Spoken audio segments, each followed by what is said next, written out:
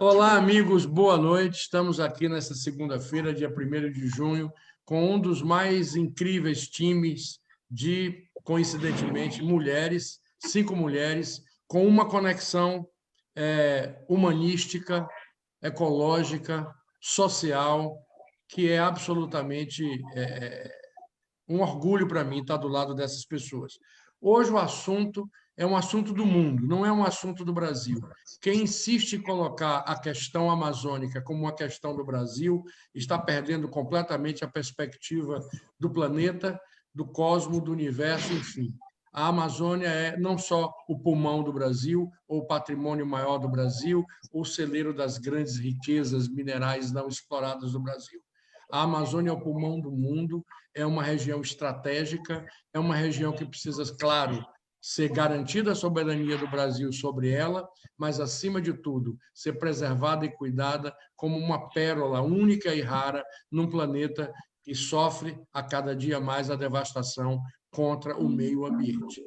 E eu aproveito, antes de apresentar as meninas, eu peço a elas que compartilhem agora, nós já estamos no ar, pode fazer seus compartilhamentos para que a gente possa levar essa mensagem da Amazônia que pede socorro aqui no Batata Quente para o maior número de pessoas possível. Hoje estão conosco, como eu falei, 5 mulheres muito especiais, cada uma com uma história diferente, cada uma com uma conexão própria com a Amazônia.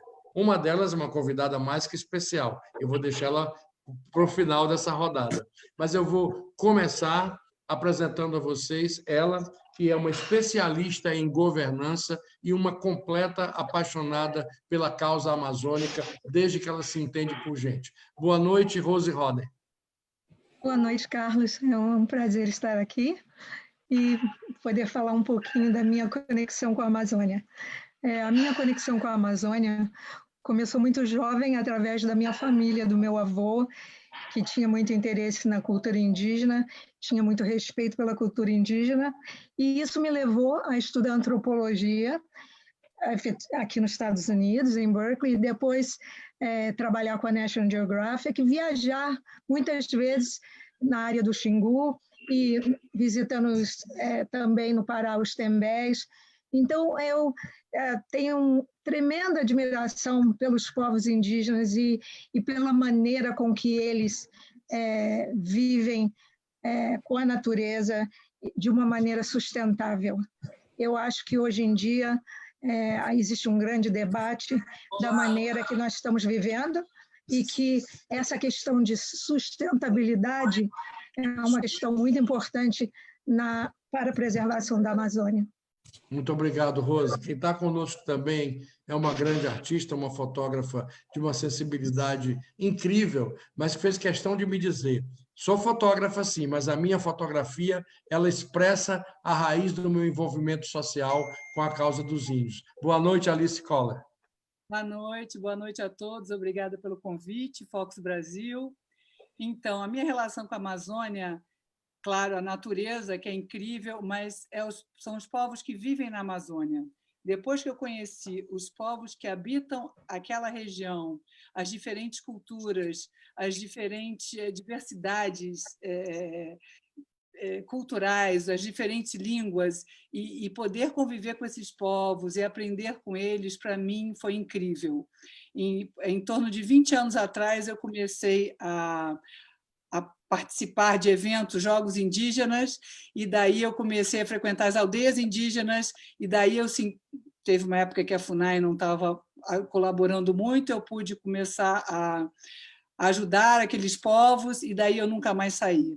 Então, eu faço trabalho social com eles através do esporte, que eu sou formada em educação física, com médicos nômades sem fronteira, ou médicos que fazem trabalho social gratuitamente, e viajo muito para a Amazônia, em torno de 5 a 10 vezes por ano, para ficar convivendo com esses povos.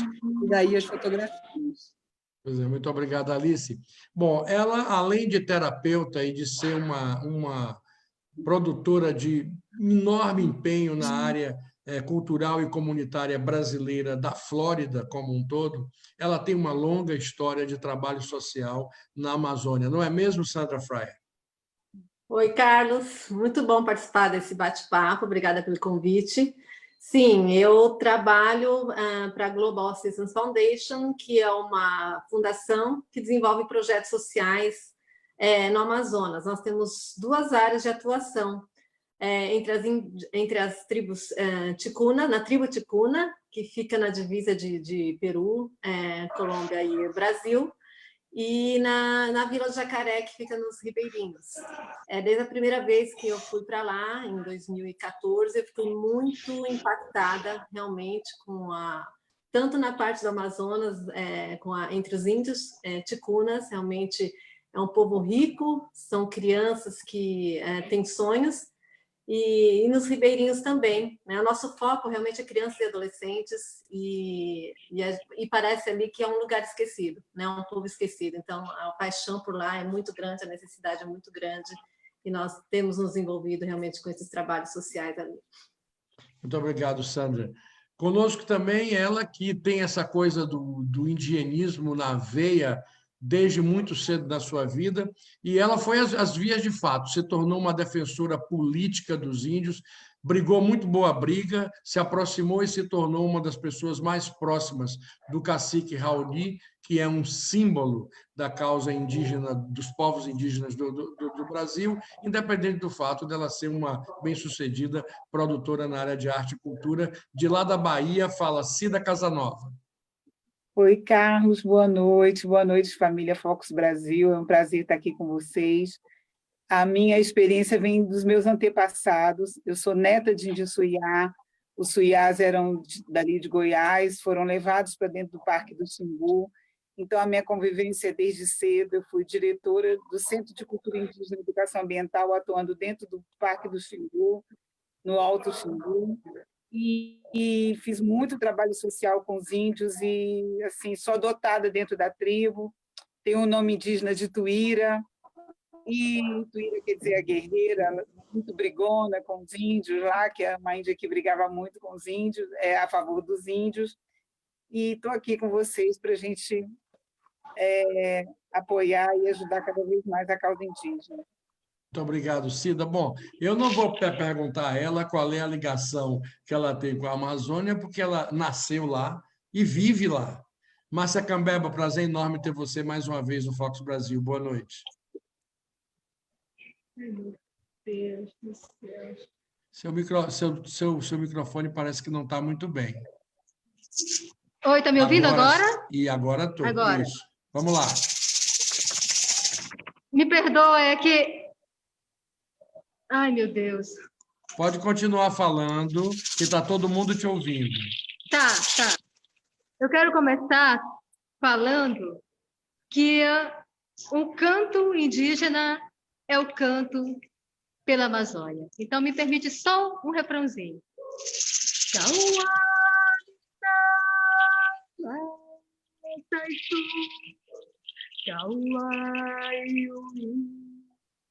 Amazônia, Eruiricui, Supi Amazônia, Amazônia, Eruiricui, Supi Amazônia. Sou Márcia Cambeba, sou ativista, também sou fotógrafa, quero aí agradecer a fotógrafa que trabalha, eu acho que ela já foi com os Cambeba também, povos indígenas. E dizer que nasci numa aldeia ticuna, no Alto Solimões, sou ativista da causa indígena desde pequenininha, segurando na barra da saia da minha velha avó, Assunta Cambeba, professora na aldeia Belém de Solimões, aldeia ticuna, onde nasci, e trabalho com poesia, com música, com literatura, e essa literatura que eu faço, ela traz a Amazônia, ela traz os povos indígenas, ela traz esse retrato que a gente vai falar aqui. Gratidão. Bom, e gratidão ao Focus Brasil, gratidão ao Focus pelo convite. Gratidão a você. depois de uma experiência que nós tivemos em Londres, que foi uma das coisas mais lindas que nós vivemos, porque Márcia é essa figura impossível de ficar insensível ao que ela faz. Ela botou aquele povo todo lá da Inglaterra para fazer uma roda de índio dançando e cantando. Foi uma coisa espetacular, porque foi uma coisa liberadora. Num dia de inverno horroroso, um frio brutal, numa universidade, aquilo tudo, de repente, tudo se fez luz, tudo se fez calor. É a força de uma atitude, de uma espiritualidade, de uma música, enfim. Só sou grato a você. Mas agora nós vamos falar de coisa que não é bonita. Eu quero saber de vocês, nesse momento em que, por conta de uma nova administração que não pensa nos povos indígenas como algo importante, não pensa na Amazônia da forma como muitos acreditam que a Amazônia deveria ser pensada, e, ao mesmo tempo, os problemas políticos, os problemas factuais, um problema de saúde, uma crise de saúde que, para os povos indígenas, é elevada à potência. É muito mais complicado. Então, se tivesse que eleger, vocês elegerem, nesse momento, qual é o maior problema que a Amazônia e os povos indígenas da Amazônia enfrentam nesse momento, na sua opinião, Alice? As invasões. Eu frequento muito o Médio Xingu, os índios que foram os últimos índios a serem contactados no Brasil, os Assurini, Araueté, Paracanã, esses povos que vivem no Médio Xingu, e eles estão sofrendo muito com o Belo Monte, né, que está tirando a cultura deles e levou eles para a cidade e fez eles viverem como branco, e eles vão acabar perdendo a terra deles. E as doenças venéreas, o vírus do HIV, que é muito sério nesses índios, e agora o Covid, né? Essa pandemia. Essa Covid está matando, e principalmente com a cloroquina. Hoje mesmo eu tive um contato com o Dr. João Paulo Botelho Vieira Filho, que é o médico com o qual eu trabalho e faço trabalhos sociais com ele, e já morreram vários índios do Xicrim com a cloroquina. Com o uso da cloroquina. Mas a cloroquina está sendo usada nos índios e eles não têm muita alternativa, eles não podem dizer não, né? Porque o governo manda este medicamento para os índios. Estão morrendo caiapó, estão morrendo os índios gavião, estão todos muito assustados porque eles não sabem o que fazer, e é o medicamento que estão dando para eles. Também é uma das causas da morte é este medicamento, dito pelo Dr. João Paulo Botelho Vieira Filho, eu não estou inventando. E eles vão muito para a cidade, porque eles aprenderam que a cidade é que tem o açúcar, que tem o feijão, que tem a novidade, que tem a roupa, que tem o sapato, que eles querem conhecer, e eles não conseguem mais ficar na aldeia e não conseguem entender o que é essa pandemia. Então, desculpe, Alice, essa inocência e essa vulnerabilidade transformam a situação do índio numa situação ainda mais perigosa, correto? Mais grave nas comunidades, né? Hoje mesmo eu entrei em contato com o Raoni está na tribo, está na aldeia. Esse problema está mais sério no Pará, né? Porque a gente tem uma média de 8 mil índios já mortos, né? Eu acho que tem cento e poucos infectados agora, e esse problema está mais sério no Pará. E no Mato Grosso, porque o Xingu entre o Pará e o Mato Grosso, né? No Mato Grosso ainda não está tão assim igual está no Pará, por causa da do foco ali ser muito forte, né? E também dos garimpeiros, né? Dos invasores que levam as doenças para ali, né? O primeiro índio que faleceu, Yanomami, foi por causa de um garimpeiro, um menino de 15 anos, né? E o problema está muito sério, e eles estão fazendo agora uma vaquinha virtual também nas cidades para ajudar os índios, né? E o problema está muito sério, muito mesmo. Cida, Sandra, a sua experiência, como você falou, é muito mais relacionada com jovens e adolescentes, correto? Dentro desse universo, o que é que você identifica que seria o problema mais grave que essas populações indígenas do Amazonas enfrentam nessa faixa etária que você trabalha? Bom, nessa faixa etária, além da questão da educação, né, da falta da educação, o acesso à educação ser limitado, e justamente por isso, a gente vê que os jovens ali, crianças e jovens, eles têm sonhos, eles têm noção do que eles querem, eles têm vontade, eles têm desejos, mas eles não têm acesso, né? Talvez eles não tenham oportunidades. E com isso, naquela região que a gente trabalha, nós vemos um alto índice de consumo de drogas e álcool, prostituição, principalmente como meio de sobrevivência, né? Gravidez precoce e suicídio. Essa é a parte mais triste que a gente vê entre os jovens. Depois a Márcia, que é ticuna, muito prazer até em conhecer, fiquei feliz em conhecer uma jovem, né, dessa tribo, mas a questão mesmo é o acesso à educação, eu acredito isso. Rose, você tem especialidade em governança, em organização, mas você talvez pudesse me explicar, porque você também tem formação como antropóloga, embora não exerça a profissão de antropóloga, por que é tão difícil para a sociedade brasileira compreender a necessidade de se proteger e de se amparar o índio? Olha, eu acredito que o brasileiro ainda não se conscientizou da importância da cultura indígena dentro da cultura brasileira e porque o Brasil, por muitos anos, através dos seus governos, na minha visão, foi feito uma política em que não valorizava as suas tradições e costumes da maneira que deveria ser.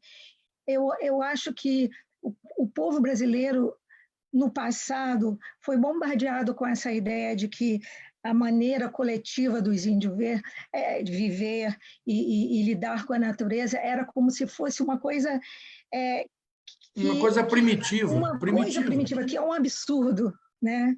Essa mentalidade. Então, que o índio teria que ser embranquecido, como tentaram se catequizar, transformando Exato. eles em católicos lá em Priscas Eras. Então, eu acho que, apesar de muitas organizações no passado terem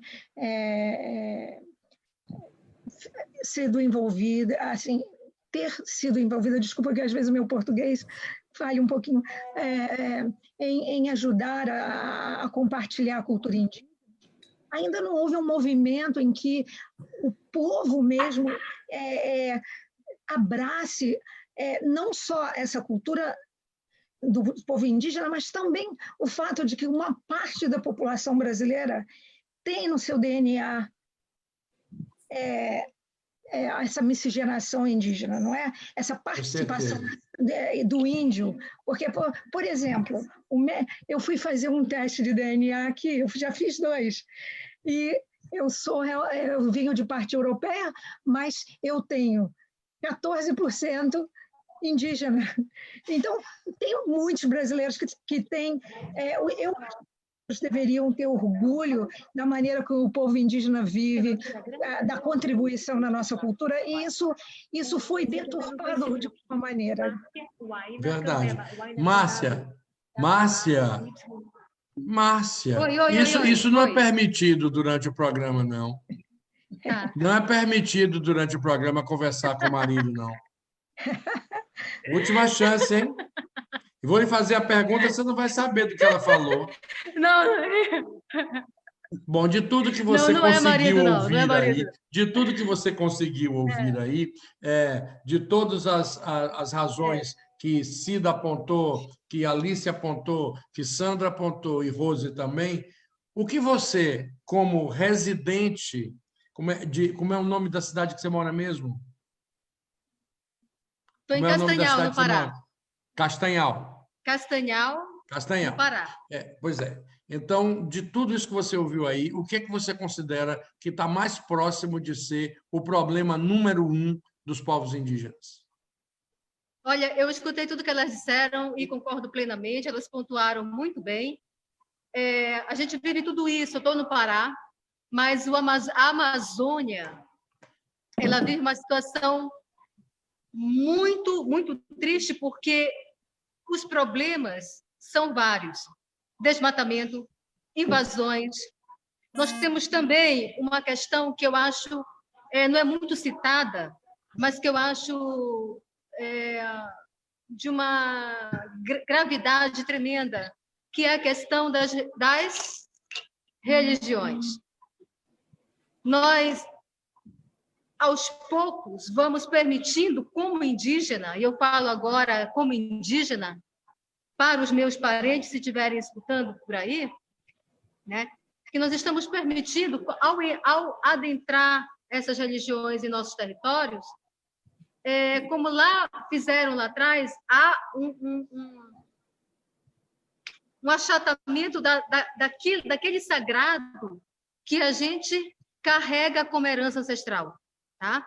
Então, aí o meu maracá já não é mais tão tocado como antes, aí os meus rituais passam a ser diminuídos, aí então tudo começa a ter a roupa da gente já começa a mudar, né?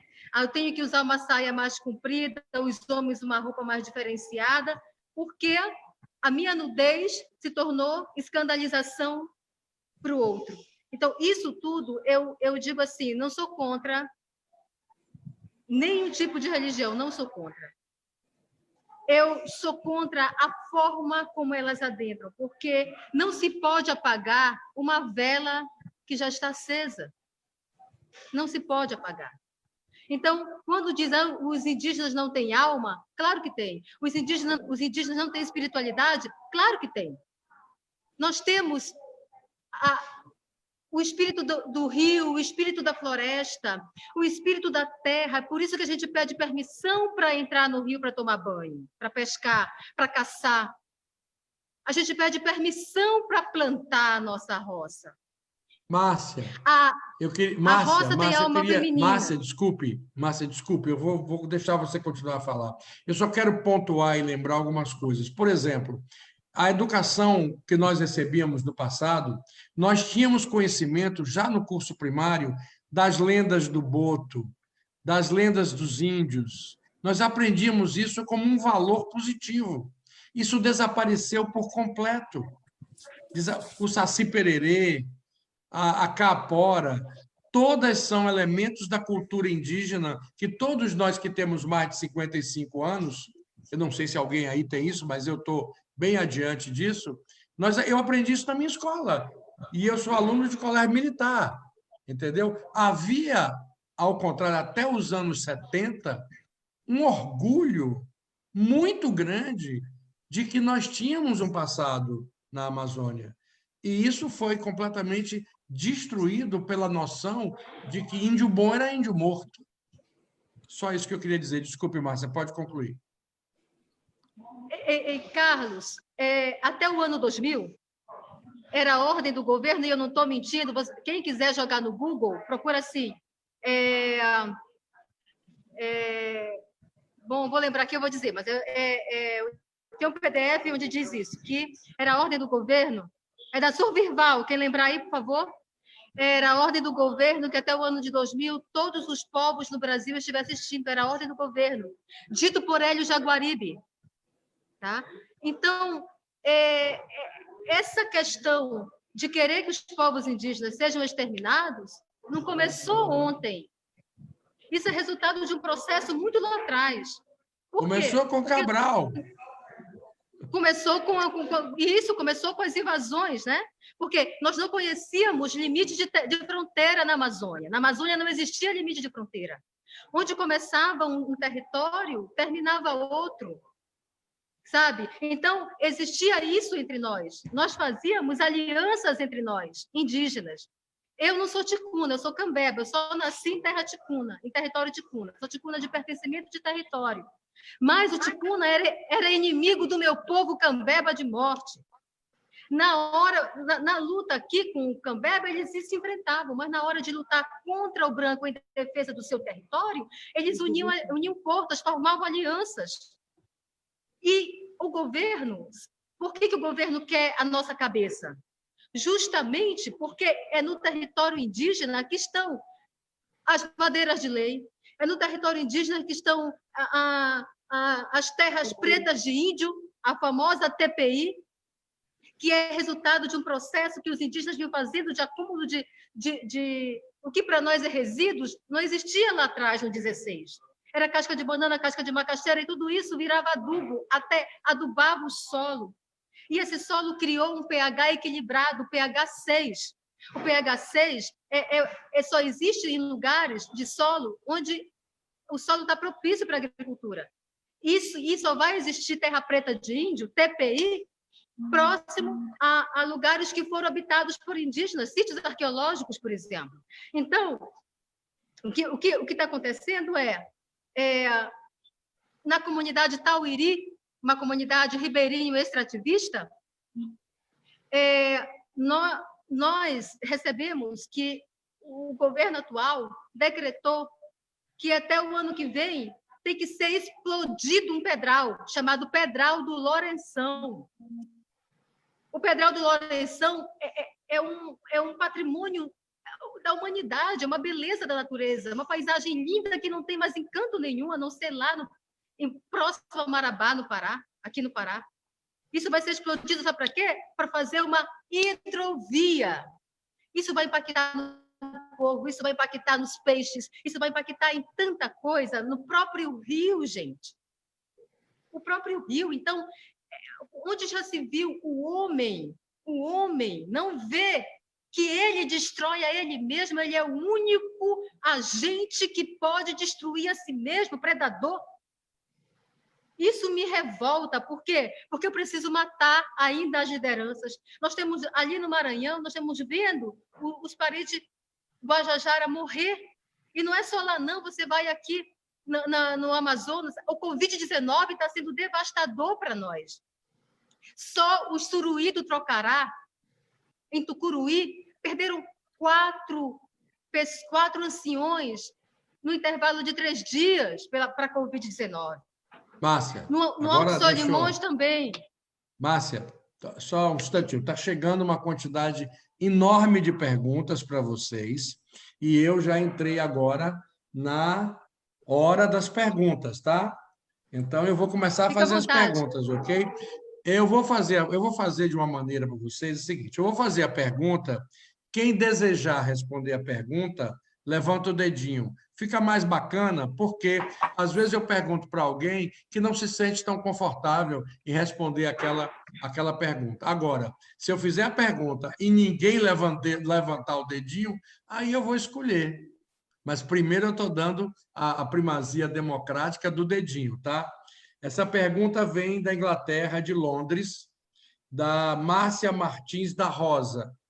A Márcia Martins pergunta: será que nós não conseguiremos resolver o problema enquanto os índios não tiverem representação política proporcional no Brasil?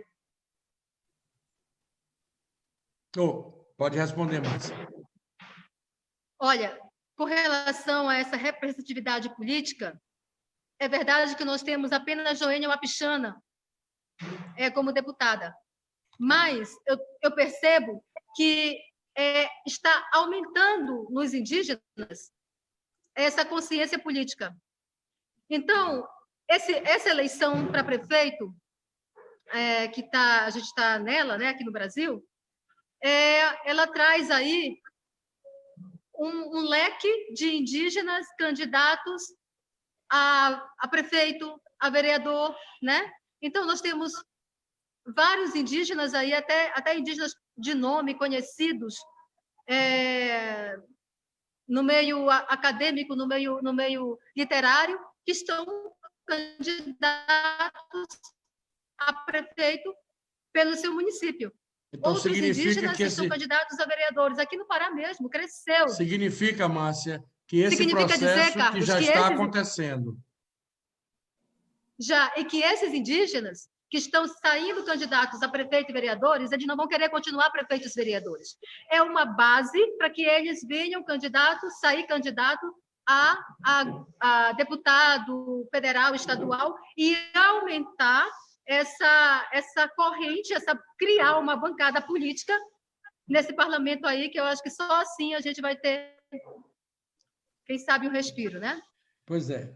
A pergunta agora vem, ó, saímos de Londres, vamos para Califórnia, para São Francisco. Celso Braz pergunta uma pergunta que muita gente pergunta, hein? Muita gente pergunta. Vocês acreditam que a Amazônia corre o risco de ser invadida por uma nação hostil e ser roubada do Brasil sob o pretexto hipócrita de proteção da floresta? Rose. Olha, essa questão, por exemplo... Você acredita? Não, eu não acredito. Eu não acredito pelo seguinte, eu acho que... é possível que alguns países tenham interesse, empresas tenham interesse nas riquezas da Amazônia, nos seus minerais, ou na sua madeira, ou o que seja. Mas eu acho que, por exemplo, nos Estados Unidos, o Yosemite é um patrimônio lindo mundial, mas um americano jamais ia deixar que alguém considerasse Yosemite um patrimônio mundial, em que outro país pudesse ter poder. E eu acho que essa questão da soberania da Amazônia, não só para o Brasil, porque a Amazônia não está só no Brasil. Então, nos países da América do Sul, em que tem parte da Amazônia, essa é uma questão indiscutível. O país tentar usar esse argumento de que isso aí eu acho que seria um ato de guerra, na verdade. Mas eu não acredito que... Pode ser que com políticas em que destrutiva da Amazônia aumente o argumento de pessoas fora, preocupadas até com a Amazônia, com a proteção da Amazônia, de que necessite algum tipo de intervenção. Mas eu acho que esse argumento seria facilmente debatido, porque essa questão da soberania da Amazônia eu acho que é fundamental. Rose, só querendo completar o que você está falando, eu também compactuo com o que você pensa, mas eu lhe lembro o seguinte: basta um louco alucinado estar no poder, e nós já temos demonstração de que nós estamos vivendo a temporada dos loucos alucinados no poder. Basta um louco alucinado no poder achar que a invasão da Amazônia é um bom capital político e uma boa plataforma eleitoral, que a gente, não digo que vamos perder a Amazônia, mas vamos ter que brigar por ela. Eu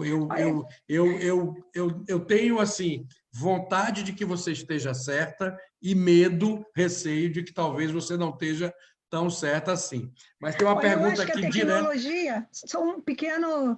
Eu acho que hoje em dia, com a tecnologia de satélite, que existe, de surveillance, eu não esqueço o termo em português, mas... Está corretíssimo, todo mundo aqui entende. Tá. Então, com a tecnologia de surveillance, que tem, inclusive no Brasil, já se faz isso, de monitoramento, eu acho que é muito fácil mostrar o que está acontecendo. Agora, o que precisa é uma conscientização e apoio do povo brasileiro e de vários setores e várias camadas. Eu acho que a questão indígena ela tem que contar com o apoio da população, e não só a população indígena, mas a população ribeirinha e outras ali, para você ter um plano de proteção em que seja sustentável. E eu acho que oferecendo esses planos é que a gente vai conseguir mais apoio e achar soluções para proteger a Amazônia, proteger o direito dos povos indígenas, ao mesmo tempo que fazer isso de uma maneira em que seja sustentável, na minha visão. Ok. Nós temos que ser mais rápidos nas respostas. Sandra, essa pergunta veio direta para você. E olha como a gente está viajando. Essa pergunta vem do Japão. A Marina Suzuki pergunta para a Sandra. Sandra, qual o valor que o índio mais sente ameaçado ou desprotegido que o leva ao suicídio? Olha, interessante, Carlos, que eu até estava vendo uma entrevista com os índios, além das nossas conversas com eles, uma das coisas que eles sentem é medo, né? Como eu falei, eles têm sonhos, eles desejam, né? Almejam algo melhor para o futuro deles, mas muitas vezes eles têm medo do desconhecido, né? Principalmente eles vivem, né, em suas comunidades, vivem nas suas aldeias e muitas vezes o desafio de sair, né, da onde eles estão e começar algo gera um medo para eles. Eles sentem medo de abandono. Nos conflitos que eles têm ali, um mesmo estava comentando um depoimento que ele tentou o suicídio, graças a Deus não aconteceu, não chegou a óbito, mas simplesmente porque ele estava sofrendo bullying, né, dos amigos, conflitos, ele tinha vergonha, ele não tinha coragem de chegar aos seus pais, e ele tentou o suicídio. Então, eu acho que é muito mais a frustração, medo, né, sentimento de abandono. Só um instantinho, Sandra. Em algum lugar que vocês estão aí, que eu não sei quem é, tem alguém falando alto perto e está vazando tudo aqui. É na sua casa aí, Carlos, Márcia? é assim, ó, eu não estou em casa, eu estou num hotel. Eu não tenho ok, Wi-Fi em casa agora, eu me mudei. Não, eu então, pensei que era em aquela outro hora lugar. que... Não pensei que era você, não, mas tudo bem. Aí não tem jeito. Não tem jeito. Desculpe, Sandra, Não pode tem concluir jeito, não tem rapidinho. jeito. Não tem problema, não. Mas é isso, Pode cara. concluir, pode concluir. Os índios, eles são sensíveis. E até o que a Márcia falou, eles têm espiritualidade, concordo plenamente, eles têm espiritualidade. Essa pergunta já está aqui para outra pessoa. Essencial na vida deles, e eu acho que é isso, né? Não vou entrar nessa questão, mas o que a gente trabalha com eles muito é a questão da espiritualidade e a fé deles, né? Para que eles consigam superar essas crises. Obrigado, Sandra. Sobre essa questão da espiritualidade, tem uma pergunta para você, Alice. A pergunta vem de Jade Matarazzo, aqui da Flórida. Jade pergunta a você sobre essa questão da espiritualidade dos índios, que, na opinião dela, os índios são ultra espiritualizados. Sim, eles são ultra espiritualizados, eles têm, nas suas aldeias, eles têm os xamãs deles, e eles se tratam com os médicos, nossos médicos ocidentais, e juntamente com os xamãs. Hoje mesmo eu recebi uma mensagem de um enfermeiro caiapó, que acabou de chegar da aldeia, que me mandou um recado que os índios estão se curando, eles não estão querendo mais tomar o remédio do branco, que é a cloroquina, e o pajé já descobriu um remédio do mato e que está salvando eles. Manda o pajé avisar que remédio é esse, porque pode ser a salvação da pátria. Eles já estão tomando o remédio do mato deles e que eles já estão se salvando, que eles não querem mais o remédio do branco. Então, eles são primitivos, eles têm a espiritualidade deles e as crenças deles e se curam também com os xamãs, com os cigarros do pajé, com os sonhos, com as rezas, com as músicas e com as medicinas deles. Só que quando eles começam a comer a nossa comida, a tomar os nossos medicamentos, a entrar em contato com o branco, as coisas vão mudando, sabe? Porque o organismo dele também vai mudando, vai se transformando. Eles não têm defesa imunológica para 1 milhão de coisas doenças que nós trazemos. Se um resfriado mata, imagina essa epidemia. Isso vai ser uma destruição total se entrar realmente nas aldeias do jeito que está começando a entrar e a matar. Bom, eu vou passar para Márcia Cambeba agora a questão das folhas. Eu vou explicar por quê. Eu sou baiano e baiano que é baiano sabe o poder das folhas, sabe reconhecer a espiritualidade de todos os seres vivos, sejam eles quais for, e isso é uma grande herança que nós temos da miscigenação do melting pot cultural que é a Bahia, de pretos, brancos, índios, africanos, whatever. Márcia, pouca gente sabe que grandes avanços da medicina vêm exatamente dessa cultura das folhas, das raízes, dos caules e da Amazônia. Por que ninguém tem interesse em esclarecer isso? Porque isso é tão importante. Primeiro, Carlos, eu percebo que, assim, com tudo isso que falaram aí, né, que as nossas convidadas também falaram, a gente tem a ciência, os povos indígenas são altamente doutores nessa questão das folhas e das raízes e da cura pelas ervas. O que aconteceu? Eu sou professora em área indígena, eu sou geógrafa, né? Então, eu dou aula pela UEPA e percebo muito que os meus alunos da graduação, muitas vezes, eles vão se curar mais com o diclofenaco, uma dor de cabeça de diclofenaco, isso, aquilo. E eles sabem, eles são conhecedores da medicina tradicional, que a gente chama. O Covid-19 fez o seguinte, o Covid-19 fez a gente despertar, a nossa ciência despertou muito mais apurada, né? Então, a gente começou a correr atrás das nossas ervas, que a gente já sabia, os pajés, a aldeia começou a procurar mais os pajés, né? E o Cambeba, por exemplo, o cacique Uruma com a dona Teca, que moram lá próximo a Manacapuru, eles começaram a mostrar vídeos de remédios utilizando folhas medicinais. Isso é fundamental. Então, eles estão usando isso para curar. Claro, não é um caso grave. Estou dizendo aqui que não está sendo curado o caso grave, hein, gente? Eles estão usando para prevenir e tratar aqueles casos leves, aqueles casos que estão no início, como diz a dona Teca, que é a nossa pajé. Tá? Então, a gente teve, por muito tempo, né, esse saber roubado. Cibalena a gente tem plantado, dipirona tem folha, vique tem folha, implanta, bezetacil tem planta, elixir paregórico tem planta, tudo a gente tem. Minha avó Assunta, lá em São Paulo de Olivença, para onde também eu mando um beijo, no Alto Solimões, lá em São Paulo de Olivença, ela já plantava tudo isso no quintal de casa. Minha avó era uma pajé, e eu cresci vendo ela fazer várias curas na aldeia Belém de Solimões, onde eu nasci. E isso é fundamental, que a gente mantenha essa relação com as plantas, com as ervas, porque cada planta medicinal para nós tem um espírito. A verdade é que cada árvore tem um espírito, por isso que para derrubar uma árvore, e eu não estou sendo aqui exagerada em dizer e nem querendo passar o pano em cima da cabeça do indígena, não. Cada vez que a gente derruba uma árvore, a gente pede permissão para o espírito dela, porque ela tem um espírito, aquela irmã vai ser utilizada para fazer uma casa, para fazer um trapiche, para fazer uma uca sagrada.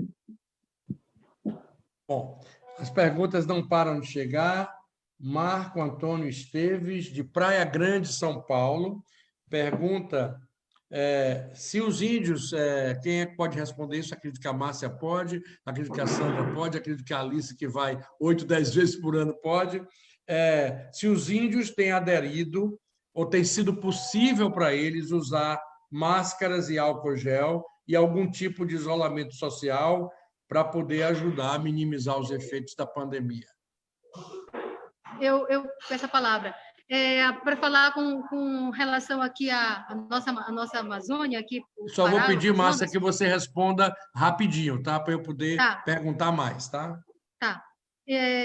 A gente está usando, sim. Eles estão usando máscaras, eles estão usando álcool gel, está sendo feita barricadas, que a gente chama de barricadas, aquelas proteções na frente, na entrada da aldeia, proibindo as pessoas de adentrarem as aldeias, né? Só que eu chamo a atenção para os não indígenas. Mesmo assim, com as barricadas, no Mariuaçu 1 e 2, ainda tinha pessoas entrando. Não é hora de visitar a aldeia agora, gente, não é hora, tá? Então é hora de a gente, cada um, ficar no seu lugar e respeitar isso daí. Mas está tendo, sim, eles estão tendo essa assistência e estão se protegendo da forma que eles podem. Outra pergunta do Japão. Pode dizer, Sandra, pode dizer. Não, rapidinho, assim, é até importante essa informação da Márcia mesmo. Mas o triste, né? Acho que a questão até da na tentativa mesmo, né, de conscientização para os índios, essa tentativa de proteção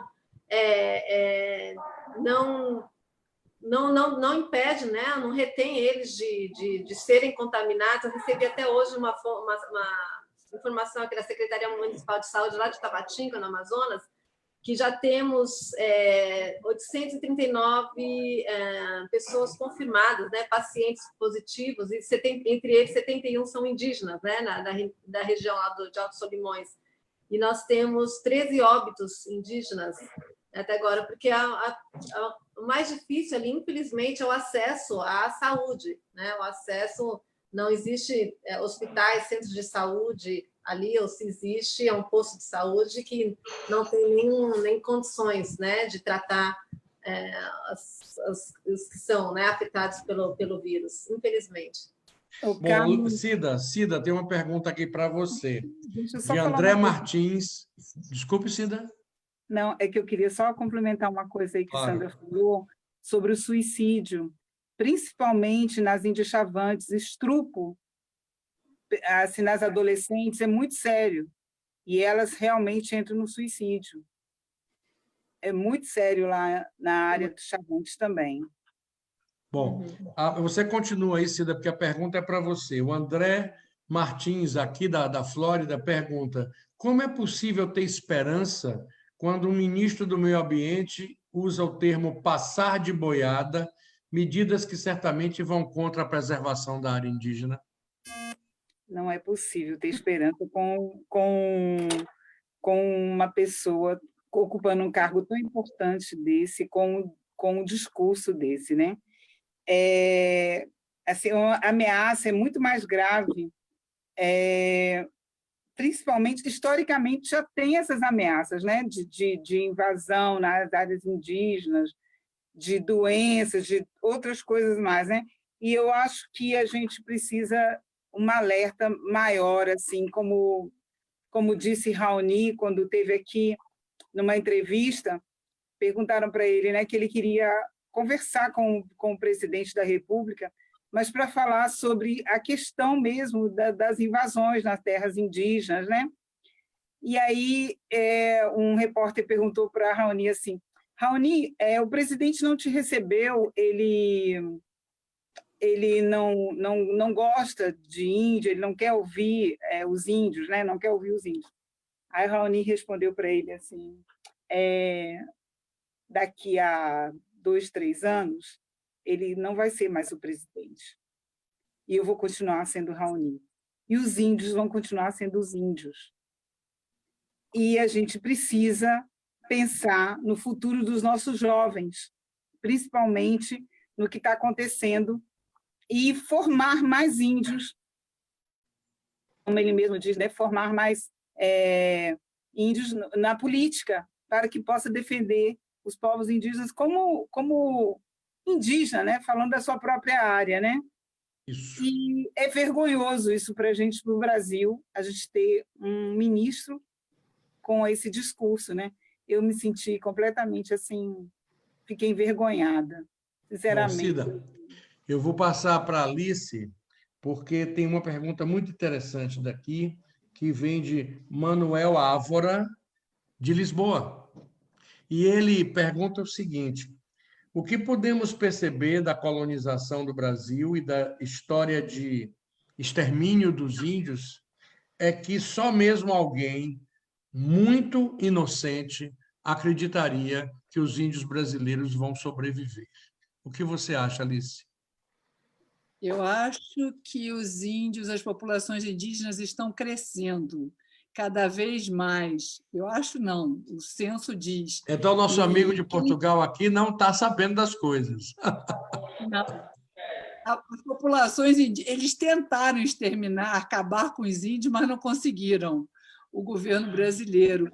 E, mesmo com todos esses problemas, eu acho que os índios atualmente têm tido mais voz, estão aparecendo na mídia, como agora nós estamos fazendo esse programa falando sobre eles. Há 20, 30 anos atrás isso não existia, sabe? Eles não tinham voz nenhuma, e as pessoas, tem grupos de pessoas como nós que protegemos, que falamos, que respeitamos, que tentamos respeitar e manter a cultura deles. É muito difícil, mas eu acho que eles não vão acabar, não. Eles vão... Carlos, eu gostaria só de fazer Claro, pode uma falar. pergunta. Eu li recentemente que um grupo de advogados, não só do Brasil, como advogados de vários países, levaram essa questão indígena para a Corte de Haia, do Hague, do Hague, e eu queria saber se algum de vocês estão a par disso que está acontecendo. Desse processo. Denúncia desse processo de abuso com relação a direitos humanos, com relação às populações indígenas do Brasil. Então, me parece que tem um grupo grande de advogados que estão, no momento, levando essa questão para a Corte do Hague, né? Perfeito. Bom, antes da gente passar mais perguntas, que não para de chegar pergunta de tudo quanto é lugar, e as perguntas de vocês são perguntas meio Nações Unidas, cada uma vem de um lugar completamente diferente. Agora, tem gente aqui mandando umas mensagens muito bacanas e que vale a pena citar. Do Japão, a Sueli Gushi levanta a questão: primitivo? Será? É muito melhor ser primitivo do que ser selvagem, como a vida está mostrando que os humanos estão agindo nesse momento. Isso mesmo, Sueli. Chamar de primitivo é até elogio quando a gente vê o que o ser humano está fazendo mundo afora. A Blima Efraim, daqui de Aventura, Flórida, diz que o ser humano precisa aprender com os indígenas como amar a natureza e valorizar o que é nosso. A Márcia Cambeba não só tem um conhecimento enorme sobre essa área, como também uma pessoa iluminada. Parabéns a todos. Obrigado pela sua audiência aí, Blima. A Ellen Oliveira Márcia, de Roraima, tá vendo vocês? Pula de um lugar para o outro. De Roraima, ela mora no estado de Roraima, na comunidade indígena Alto Arraia, ou Arraia, não sei, e ela é da etnia Wapixana, correto?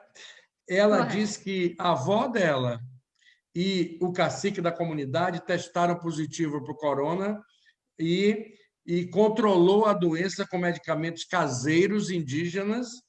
E ela pergunta, diante dessa constatação, como é possível sermos tão esquecidos aqui na nossa comunidade?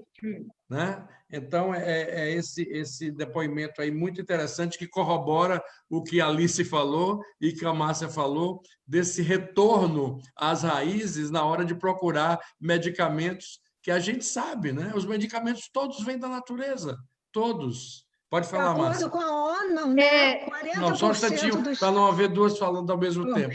Fala, Rose. Não, de acordo com a UNEP, né, o Departamento de Meio Ambiente da ONU, 40% dos produtos medicinais do mundo se originam na floresta tropical. 40%. Pois é. Você, então, Márcia. Eu quero uma fala rapidinho. Eu quero primeiro mandar um alô, um abraço para os Wapixana. Marília também está assistindo, Marília Wapixana, e todos os indígenas da Amazônia, e dizer que a gente, esse saber das raízes, das folhas, estava adormecido na gente, sabe, Carlos? Está dentro da gente, está adormecido. Os indígenas sabem a sua medicina, está nele, é dele, é espiritualizado.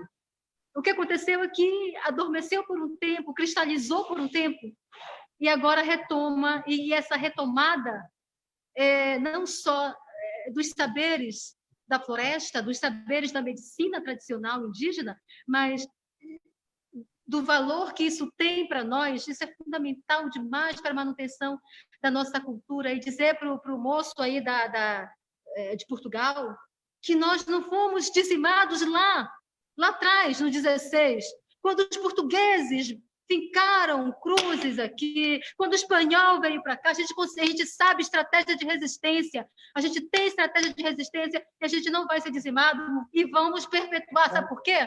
Porque o nosso nome, o nosso povo, a nossa estratégia é colocar o nome do nosso povo no nosso RG. E a gente conta até a 14ª geração. Portanto, os meus bisnetos ainda vão ser cambeba. É isso aí. Muito bem. Fez agora. Agora eu me entusiasmei. Eu voto em você. Estou eleita. Pois é, eu sou candidata a vereadora. A conversa, quando é boa, ela rola rapidinho, né? Nós estamos nos 5 minutos finais do programa. Então, eu vou informar vocês como é a rodada final. Eu tenho mais uns comentários rapidamente para fazer aqui, e enquanto isso, vocês pensam na rodada final. Nessa rodada final, cada um de vocês fala rapidinho sobre o que, na sua opinião, tem que ser uma coisa só, hein? Não pode começar falando uma, Rose, e falar 10, viu, Sandra? Citar uma e citar 10, viu, Cida? Uma e lembrar mais 9. O jogo é esse. Uma palavra, 2 no máximo, para o que, na opinião de vocês, é o legado mais relevante das populações indígenas da Amazônia para o Brasil. Pensa aí um pouquinho, enquanto eu vou falar para o Guti Dib, lembrando que os povos indígenas deveriam receber e merecem receber todo o respeito, como eles fazem, respeitando as árvores. Honra, gratidão e pedido de desculpa às violências. Ele está pedindo, em nome da humanidade, desculpa às violências que são dirigidas aos índios, né? O que a gente está vendo é que a gente atraiu aqui um monte de simpatizantes, um monte de gente que acredita que não é um favor respeitar os índios, é um dever, é um direito que eles têm. Eles são os habitantes naturais dessa terra. O homem branco veio, depois trouxe o negro da África, que veio contra a vontade, veio escravizado, e o nativo brasileiro é o índio. Então, o mínimo que os conquistadores podem fazer, séculos depois, é resgatar a dignidade e o direito a quem é legitimamente e inquestionavelmente o dono da terra. Correto? Antes de encerrarmos o programa, nós vamos para a nossa rodada final. Meu Deus, está chegando pergunta que não para. Eu vou estender um pouquinho, então, porque eu quero fazer as perguntas para vocês. Né? Estende, meu irmão. Deus. É muita pergunta. Olha, concordando gostoso aí com o discurso de Márcia, Anice Gonçalves diz: os colonizadores europeus não conseguiram matar nossa ancestralidade. A Regina Mestre diz que os médicos atuais têm que aprender a cuidar bem dos seus pacientes, utilizando também a sabedoria dos índios. A Gisele Ambrosio, advogada de Los Angeles, fala que os americanos dão muito valor aos índios brasileiros e às medicinas das florestas. Quando é que os brasileiros vão fazer o mesmo? Enfim, nessa rodada final, cada uma das nossas convidadas vai falar. Eu estava brincando de ser uma palavra só fiz isso para apertar vocês. Vocês podem falar mais um pouquinho, tá? Porque o recado de vocês é muito importante. Só uma coisinha, Carlos. Diga. Que eu até fiz uma anotação aqui, eu acho que a gente deve tomar cuidado para os alertas de risco de genocídio, se nenhuma medida for adotada. E é por isso que os indígenas brasileiros pedem urgente à Organização Mundial de Saúde que crie um fundo de emergência para protegê-los. Perfeito. Essa proposta já está sendo feita, inclusive, né? Uhum. Bom, então cada um de vocês agora vai falar sobre um tempinho, não precisa ser muito longo, mas também não precisa se conter demais, sobre o que, na sua opinião, Rose, Sandra, Cida, Márcia e Alice, e eu vou de novo pedir licença às meninas e terminar com Márcia, que tão gentilmente foi a nossa convidada especial hoje, embora todas vocês sejam completamente especiais, mas é isso aí. Vocês vão falar para a gente, para todo mundo que está assistindo esse programa, qual é, na sua opinião, se você pudesse escolher o legado mais relevante, mais importante da cultura dos povos indígenas da Amazônia para o Brasil, para a nação brasileira. Rose Roden. Olha, para mim, os povos indígenas, com a sua cultura tradicional, são guardiães da maior biblioteca biológica desse planeta e têm tido uma participação enorme na proteção daquele lugar, porque a sua cultura tradicional requer preservar a natureza para poder utilizá-la.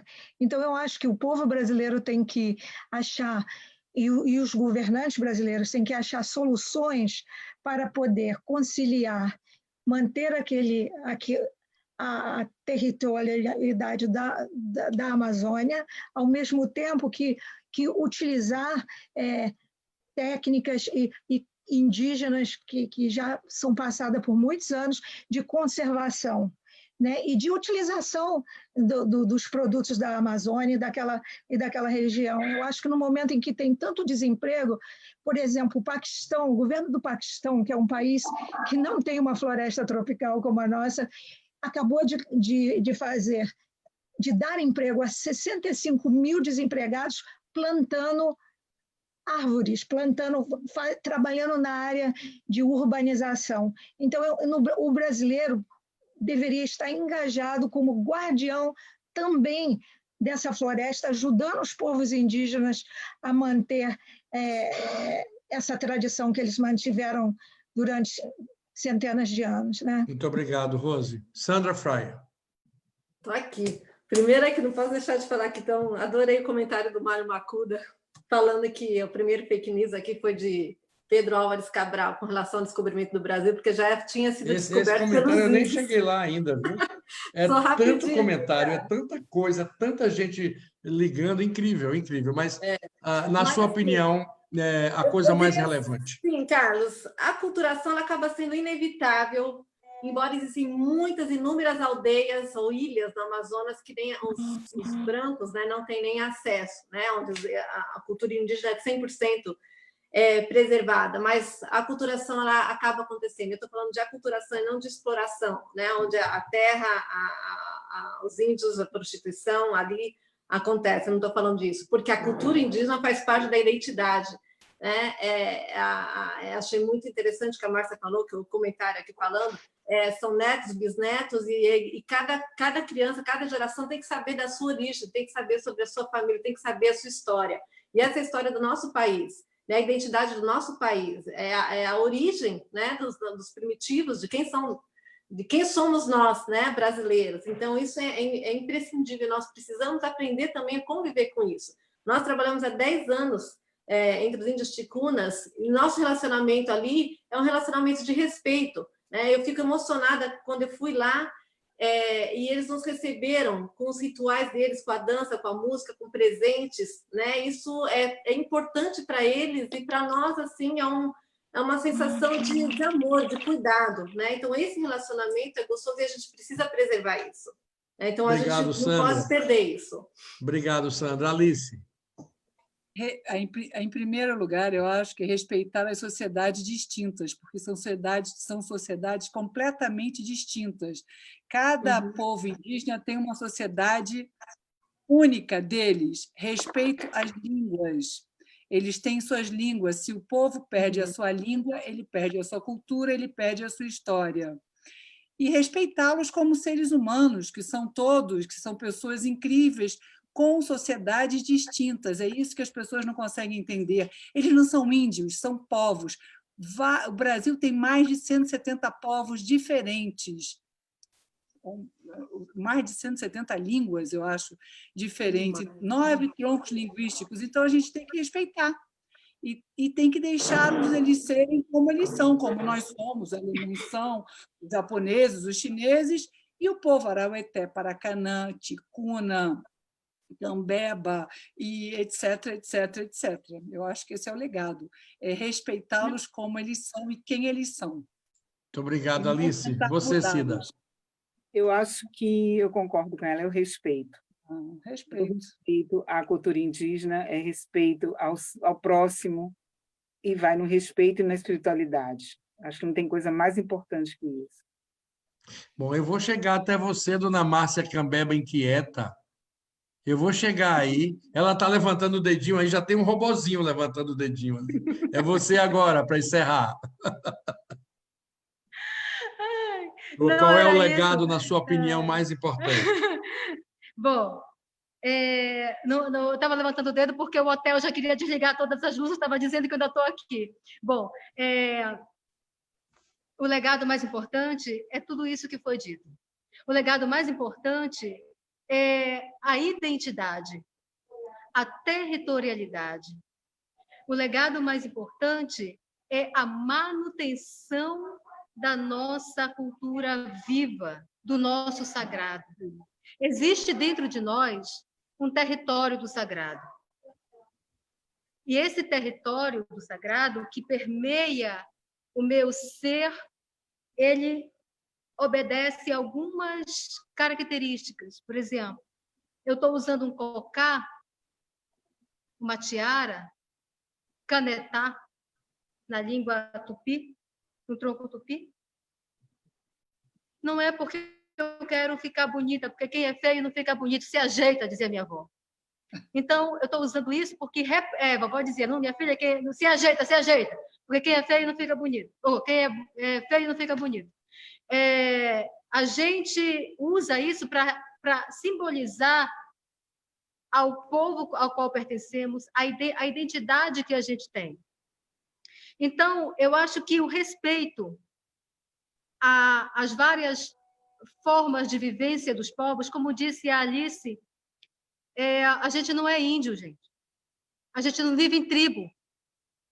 Nós somos povos. Se você não sabe o nome do povo, você fala povo originário. Se você não sabe o nome do povo, você procura outro. Se você não sabe o nome do povo, desculpe, mas se você não sabe o nome, você procura saber. É assim que a gente aprende. Como é o nome do povo? Você pergunta. Não tem problema nenhum. Respeito. Respeito é isso. Eu não sei, eu procuro saber. Ou então, não, pode ou então você vai no Google. Ou vai Se no você Google. for no Google, você busca. Ou você vai no Google, você tem o ISA está aí, você jogar Povo Cambeba, tem uma página. Enfim, gente, tem muitas formas de se informar. O certo, em vez de você chamar tribo, chama aldeia. Tá? Ritama, na minha língua, é Ritama. Tama é cidade. Ritama é aldeia. Por isso que o nome do meu livro é Aikakiritama. Eu moro na cidade, eu não sou da cidade. Então, eu estou na cidade. Tá? E como eu estou na cidade, o meu corpo vai usar uma blusa, eu vou usar um celular. Isso não me tira, não me deixa menor. Não me tira o direito de ser cambeba, de falar um tronco linguístico chamado tupi. Então, eu acho que começa por aí. Okay. Eu tenho um poema chamado Índio Eu Não Sou, que está nesse livro, que descreve muito bem isso daí. Obrigada, Carlos. Obrigada, Focus Brasil. Peraí, menina. Jesus Maria José. Peraí. Ainda vou me despedir. Porque não para de chegar coisa aqui, eu tenho também que respeitar essas pessoas que estão aqui encantadas com vocês. Eu nunca vi. Tudo um bando de puxa-saco, viu? Só tem elogio aqui. Tudo um bando de puxa-saco. Estou brincando, hein, pessoal? Olha, a Ellen Oliveira dá parabéns a vocês todas. Ela está muito emocionada, confesso aqui, em especial a você, Márcia, pela oportunidade de te conhecer. Ela, na comunidade, ela é de uma comunidade, só não me disse aqui de onde, então eu não sei, vou procurar saber. Aqui na minha comunidade estamos realmente em isolamento total, só recebemos ajuda das nossas organizações, mesmo se refunar, eu não sei. E parabéns a nós, aqui todos, ela dá parabéns a mim, mas eu não tenho que ter parabéns. E a Esther da Mata, parabenizando os participantes e pedindo que todos nós possamos nos unir nessa resistência. É muito importante. O Pedro Montalvão lança um medo muito sério dele, todo escrito em letra maiúscula. Sem os povos indígenas, não teremos mais florestas, sem as florestas, não teremos água nas torneiras e nem alimentos para comer. E, finalmente, eu vou encerrar com realmente, você tem toda a razão, Sandra, toda a razão. O comentário de Mário Makuda tem que ser o que vai fechar esse... Mário Makuda está acompanhando a live, ele é o diretor-geral do Focus Brasil no Japão, para vocês verem como a gente tem audiência no Japão. E ele diz uma coisa que é de uma simplicidade e é genial.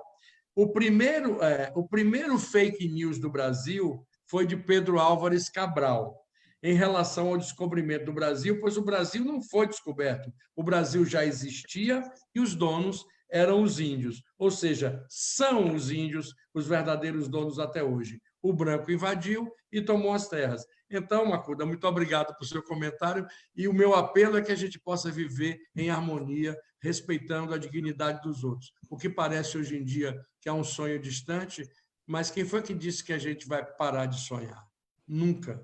Muito obrigado, Rose Roden, muito obrigado, Sandra Freia, muito obrigado, Cida. Rose Roden, lá de Orlando, Sandra Freia, não sei em que lugar do mundo ela está.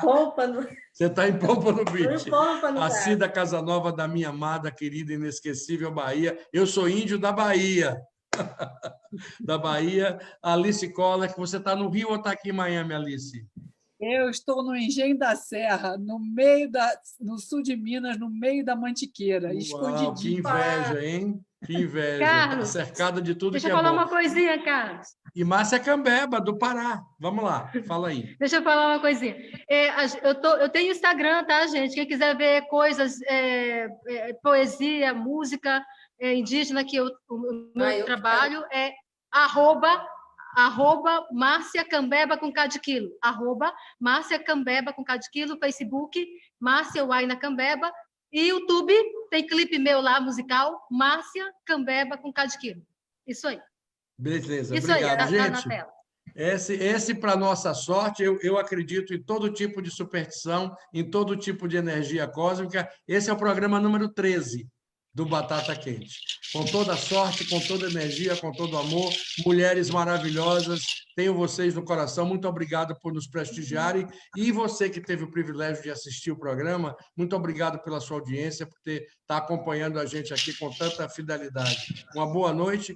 E na quarta-feira tem Batata Quente com outra mulher espetacular. Luísa Brunet vai falar de glamour e de luta contra a violência, de passarela e de enfrentar um preconceito machista monstruoso num dos países mais machistas do mundo. Não perca. Luísa Brunet, Batata Quente, quarta-feira, 8h30 da noite. Um beijão, gente. Um beijo. Obrigada, Carlos. Tchau, gente. Tchau, Tchau.